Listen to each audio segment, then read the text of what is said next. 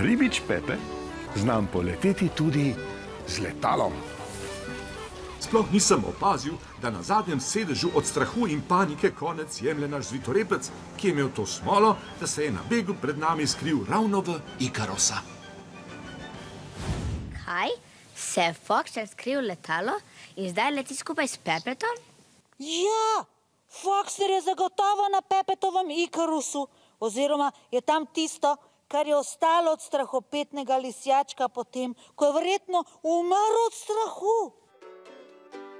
Foximir, si še živ? Živ, zdrav, dobre volje in navdušen nad letenjem. Ma oui, magnifique, formidable, ulala.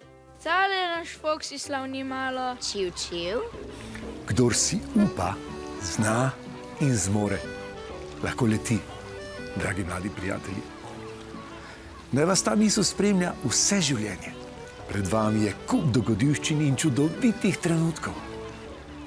Izkoristite vse, do zadnjega. Srečno!